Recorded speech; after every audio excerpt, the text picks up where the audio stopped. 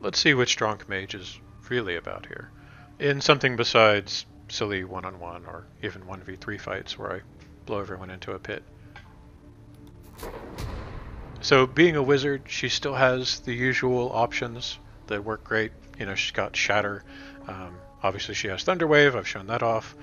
And right now in early access, wizards can learn every single spell that they find in scroll form. So you'll see she's even got a Warlock spell on her list. And being Githyanki, when it's time to get up close with something like Burning Hands or Thunderwave, she does a lot better. You know, she's not going to just fall over the first time something takes a swing at her, especially not with Armor of Agathis up too. And the free Shield of Faith that she's getting from this awesome sword. You know, she's got a 19 AC, so she can get in the middle of things and really stay there. So when you combine it with the ridiculous mobility that Jump gives you, it's a really fantastic class and race combination. Now, I've never played a Githyanki in tabletop. I almost never play wizards in tabletop either. But here, it's a pretty amazing combination. So I've decided to have both my Githyanki characters preemptively cast Jump. And we're just going to get right into the middle of everything. I've got all the enemies highlighted, just so it'll be a little easier to see some of them, because the camera is still the worst part of this game, so sometimes it's hard to keep track of stuff without having them highlighted like this. So I end my turn. You can see I've got my party kind of in different locations ready to pounce. Absolute's looking out for me now.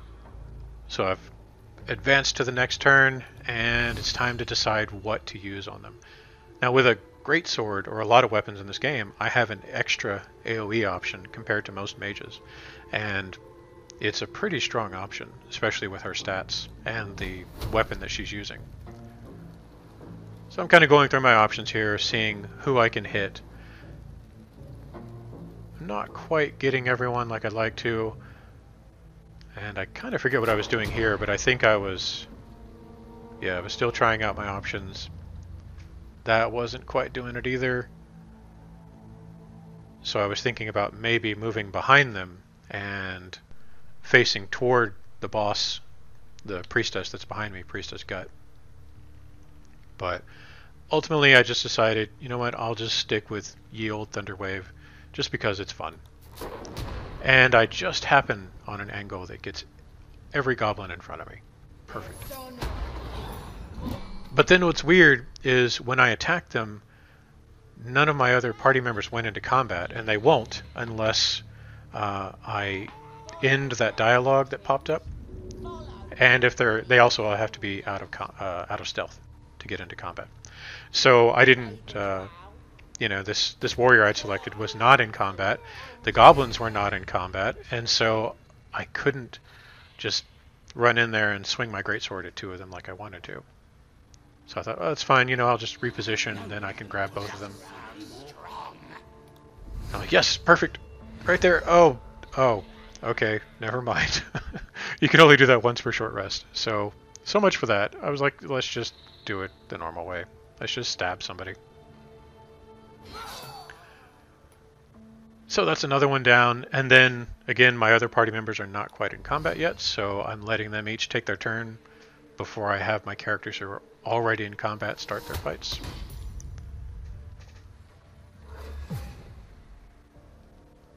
Again, he's not quite in combat, and I kind of forget about that for a little while. But she is perched up here because I want her to have advantage on her Guiding Bolt attack, so that extra attacks against Priestess Gut will also have advantage.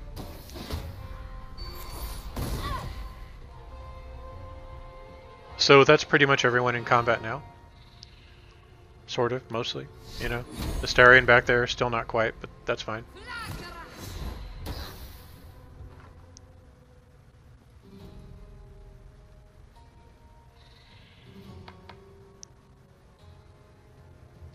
So here I was deciding if I wanted to kill the one right in front of me or go over there and finish off Priestess Gut. I couldn't quite jump into a position like I wanted to, but I did go ahead and jump anyway, just because jumping will use up a little bit less of your mobility.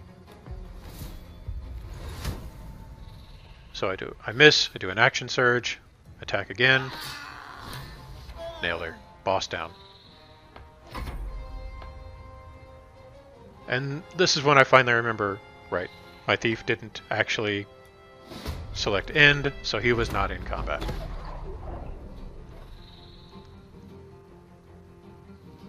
So another great thing about this particular sword that... Oh, well, so let me back up for a second. If you see that red arrow on the ground by my target, that means my movement is actually going to take me outside of their reach, so they will get an opportunity attack. I didn't notice that, so I moved around him, got the opportunity attack, and he faced me, so I then had to move back around him and kind of waste most of my turn. But since I had taken a hit earlier, and this is an Abjuration Wizard, I am recasting an Abjuration spell, so I get the temp HP bonus. That's another thing that makes that sword really, really great for this build. So then the Cleric, who is terrible with ranged weapons, comes through.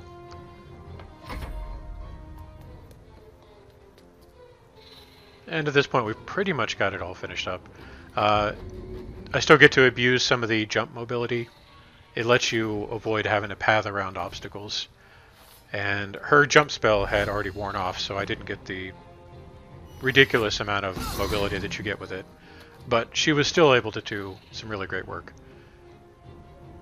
Now my Stronk Mage, she still has her jump spell in effect.